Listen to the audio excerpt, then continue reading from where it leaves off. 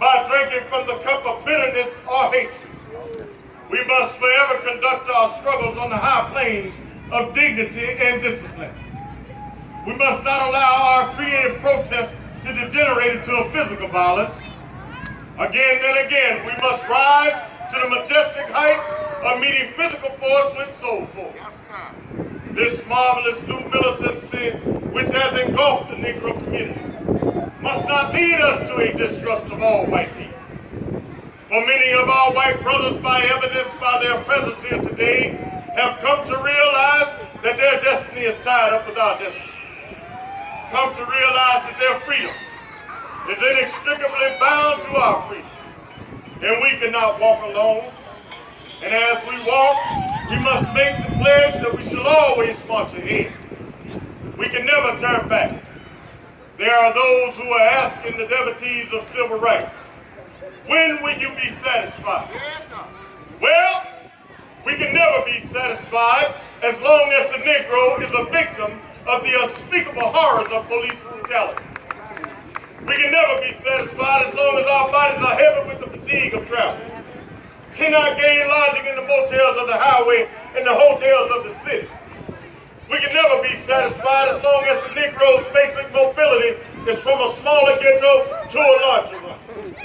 We can never be satisfied as long as our children are stripped of their selfhood and robbed of their dignity by signs stating for whites only.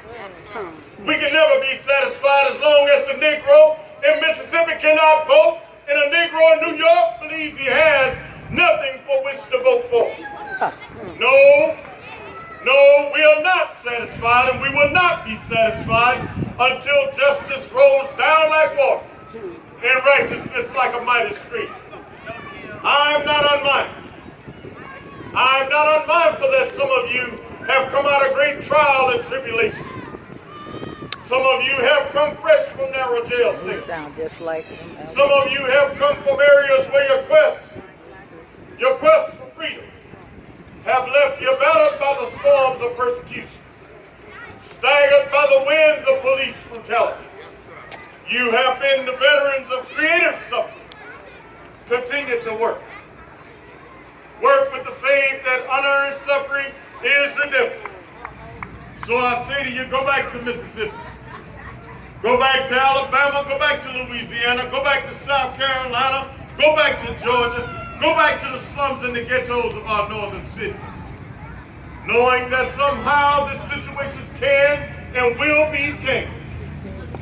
Let us not wallow in the valley of despair. I say to you today, my friends, so even though we face the difficulties of today and tomorrow, I still have a dream. It is a dream deeply rooted in the American dream. I have a dream that one day this nation will rise up, live out the true meaning of its creed. We hold these truths to be self-evident that all men are created equally. I have a dream that one day on the red hills of Georgia, sons of former slaves and the sons of former slave owners will one day be able to sit down together at the table of brotherhood. I have a dream today.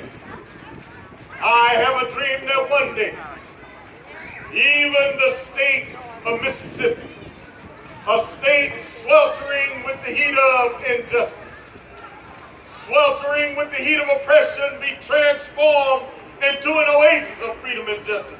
I have a dream today. I have a dream that one day my 4 little children will one day live in a nation where they will not be judged by the color of their skin, but by the content of their character. I have a dream today.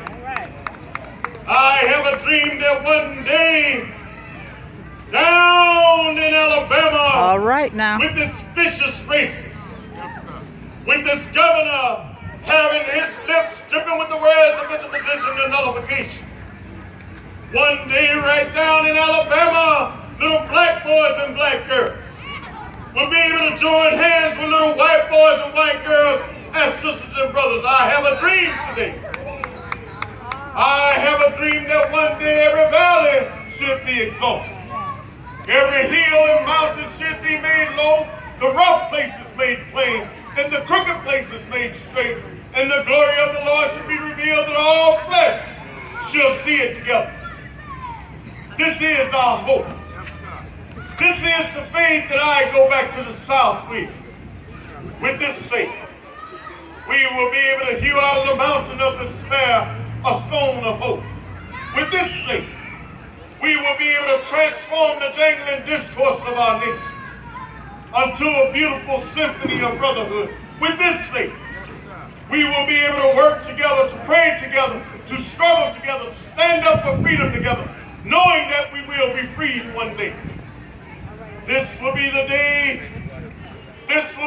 when all of God's children will be able to sing with new meaning. My country, tears of thee. Sweet land of liberty, of thee I sing. Land where my fathers died, land of the pilgrim's pride. From every mountainside. So let freedom ring, and if America is to be a great nation, this must become true. So let freedom ring from the prodigious hilltops of New Hampshire. Let freedom ring from the mighty mountains of New York. Let freedom ring from the heightening Alleghenies of Pennsylvania. Let freedom ring from the snow-capped Rockies of Colorado. Let freedom ring from the curvaceous slopes of California. But not only that, let freedom ring from the flatlands of Florida. Let freedom ring from Stone Mountain of Georgia. Let freedom ring from Lookout Mountain of Tennessee. Let freedom ring from every hill and molehill of Mississippi. From every mountainside, let freedom ring. And when this happens, when we allow freedom to ring, when we let it ring from every village and every hamlet, from every state and every city, we'll be able to speed up that day when all of God's children, black men and white men, Jews and Gentiles, Protestants and Catholics, will be able to join hands in singing the words of the old Negro spiritual. Free at last, free at last. Thank God Almighty, we're free at last. Yes, yes, yes.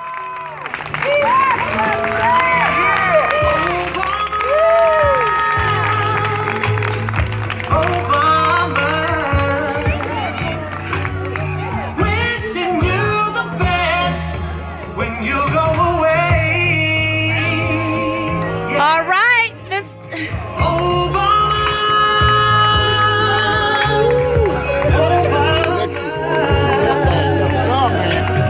Come on, don't fool me now.